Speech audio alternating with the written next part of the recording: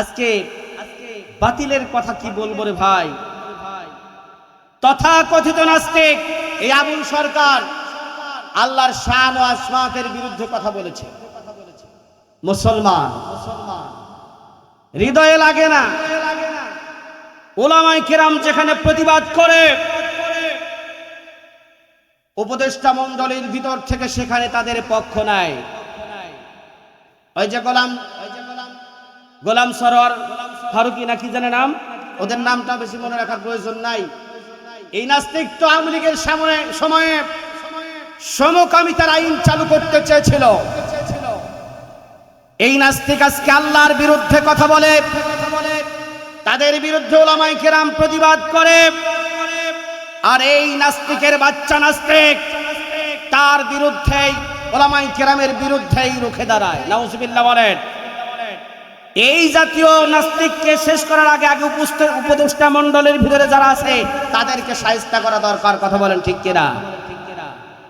এই বাংলার জমিনে নাস্তিকবাদীদের ঠাঁই হবে না ইনশাআল্লাহ। কথা বলেন ঠিক কিনা?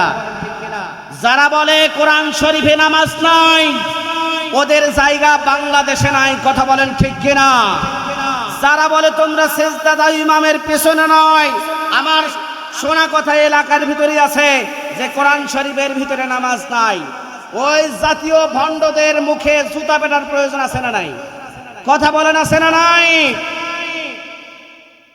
সাবধান হয়ে যা। এই বাংলার জমিন 2024-এর 5 আগস্টের পরে আগে যা কইছস আর একটা বাজে সাউন্ড আল্লাহ এবং রাসূলের বিরুদ্ধে, কোরআনের বিরুদ্ধে হলে ভূমিকা ছাড়া জুতার বাড়ি যত পারবো মারবো ইনশাআল্লাহ। নাকি বলেন? বাপ কয়া ডাক দেওয়ার জায়গা কিন্তু পাবি না। বাপ কওয়ার সময় তো তোদের থাকবে না। যারা আল্লাহ এবং রাসূলের বিরুদ্ধে বলে, আমি কোরআন থেকে বলছি সূরা কলামের 8 নম্বর আয়াত, উতুল্লিম বাদা যালিকা জানিম। যারা কোরআন এবং রাসূলের বিরুদ্ধে বলে ওরা পিতৃ পরিচয়হীন অবৈধ সন্তান। কথা বলেন ঠিক কিনা? ভালো হয়ে যা। তোদের মতো বহুত মানুষ চলে গেছে, কেউ কিন্তু আর নাই। আছে আজকে ঢাকা কিন্তু ফাঁকা।